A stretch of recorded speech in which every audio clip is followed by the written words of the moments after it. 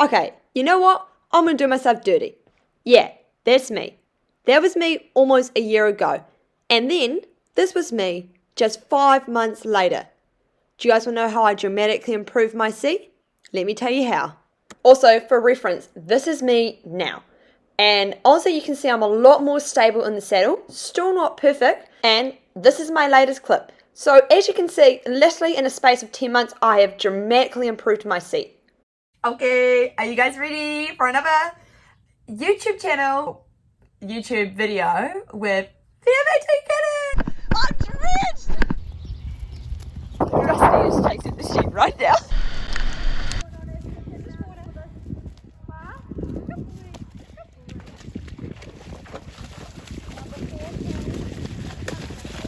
I had quite a few people like commenting on an Instagram reel that I did like ages ago, where I posted a reel of like how I like dramatically improved my riding ability in like 5 months. So thought I'd do a long extended version on here of everything what I did so you can do it too, because trust me, you can do it. I got 5 tips for you to help you out. Ladies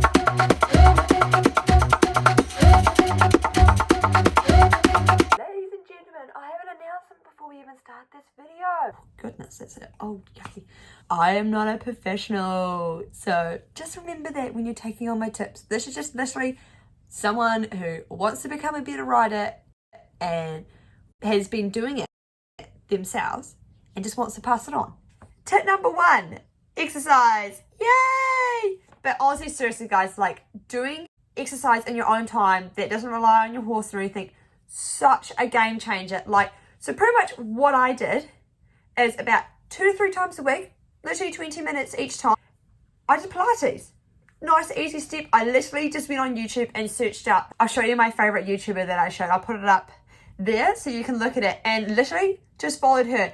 And it worked on improving your inner thighs, your legs, and general quads. It also does a bit of your core, which is so important.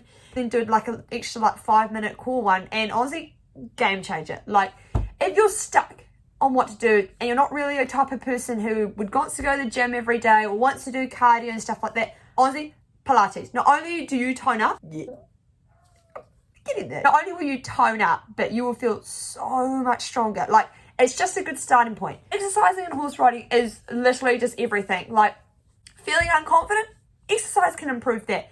Feel like you just can't sit where you want to, exercise, you know, things like that. Literally, exercise can solve all your problems. Like, I'm making such a big effort now to really be going out and setting aside time to do my own personal exercise, because end of the day, if you want to moving out the levels, exercise is just a massive booster, and it can be free if you just do it at home with a YouTube video. Also now I like do my own little like training program and stuff like that, and I'm thinking about, you know, doing a little YouTube of like what I do to exercise throughout the week to help my horse riding. So feel free to comment below if you want to see that.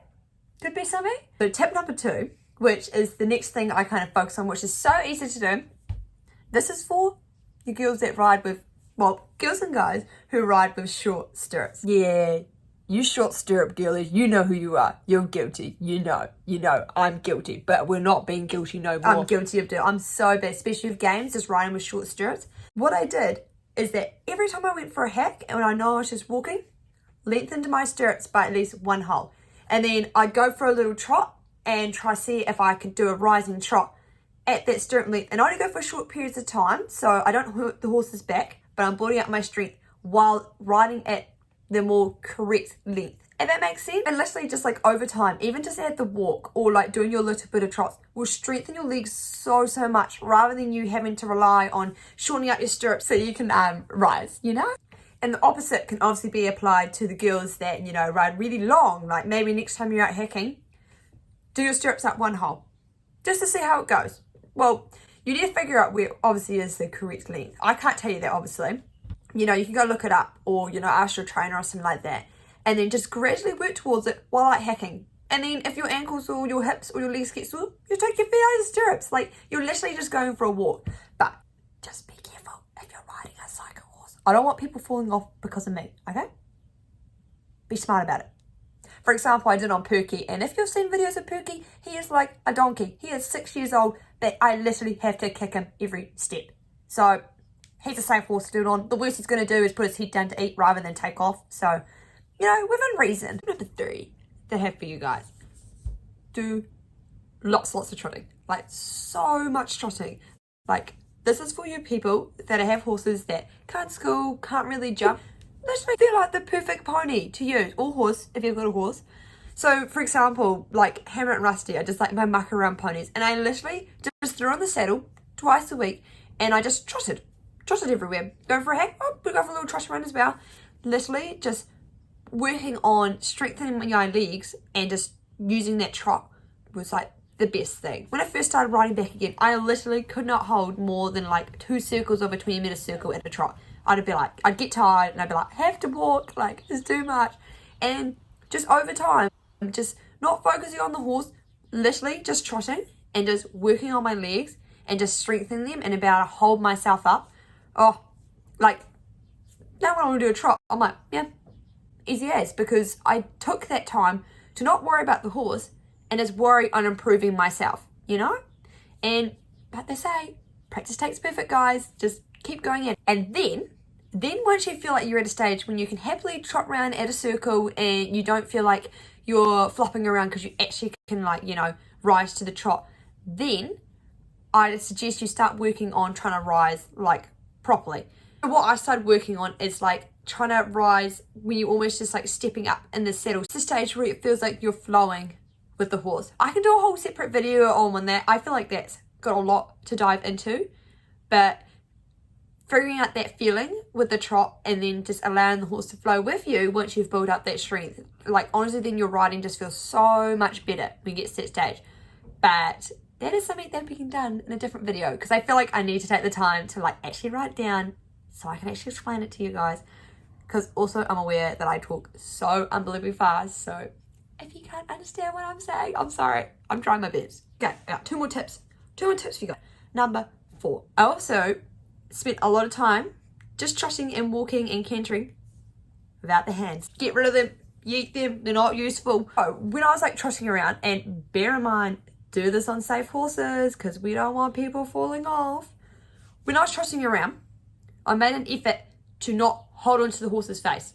Like, if you're brave enough, like me, who have good ponies, I just let go of the rein and I just be trotting along and just purely forcing my body to just learn to just strengthen itself to hold myself up at the trot.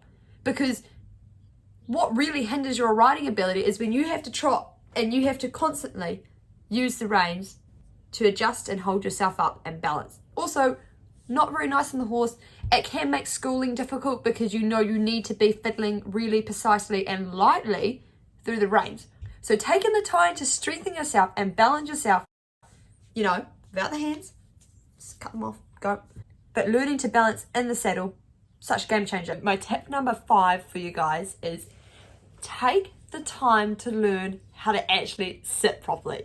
Like, it sounds silly, but literally your whole seat will improve if you actually learn how to sit in the horse and deep in that seat. If you get a hold of like a book like this book, massive game changer. It literally tells you how to ride a horse. I highly recommend you go and watch this YouTube. So that is what I watched, and it literally just taught me how to actually sit properly on the horse. So like, for example, she talks about that you need to have your thigh lying completely against the saddle and you shouldn't grip with your knees. I was a terrible knee gripper, so of course I couldn't ride and trot properly because I'm gripping with my knees and I can't flow through my body. So when I was just walking, literally did the walk with my lengthened stirrups, and I'd grab my thigh and just pull it back. And I just spent so much time during our hacking literally just moving in my seat to get that correct position that is sitting in between your pubic bone and your tailbone. So you shouldn't be sitting on your buttocks, but you shouldn't be sitting up right front on your pubic bone. It takes some time, and it takes a long time to really get that feeling. Taking that time to really get the feel of how to sit in the saddle, you'll just rock it after that. I'm still not perfect, but I feel so much stronger in the saddle, and you literally can see from my evidence how much I improved. And that was just in 5 months. Like, just having that conscious thought should really just improve and take the time to work on the basic fundamentals. Aussie, after that, you just be like, whew, I'm such a good rider. Well, I'll probably still fall off or something, but you know, you get what I mean. I've been back riding for about nearly a year, and literally in the first 5 months, I just focused on these things that I'm giving you. Taking that time to really focus on the fundamentals is a game changer. Like, I feel like once you get them fundamentals down pat, everything just becomes easier. But you can't hit these points, which you just gotta build your way up. You know, it's worth it, guys. Really worth it. It's after 5 months, and now that I'm aware how quickly I can change my seat, I'm taking more of that time to keep working on these techniques and then learning others. So if you guys want to know more, or even better, if you want to work alongside with me and we can all become better riders, let me know. Okay, so if you made it to the end of the video, you either like my personality or you like the content I'm giving. So please let me know if you want to know any more extra information. I can explain things more than happy to take YouTube requests. Like, feel free to comment. I do my best to reply on my comment section. And also I have a Instagram page. I recommend you follow that because I feel like that's where my main information and just my general personality is put up there. And yeah, I really hope you guys liked the video. But thank you for watching. I'm the Adventure Cannon and hope to see you guys again. Just remember, I am not a professional. I'm just a horse rider gear who wants to help others, okay? Remember that. Love you. Thanks for watching.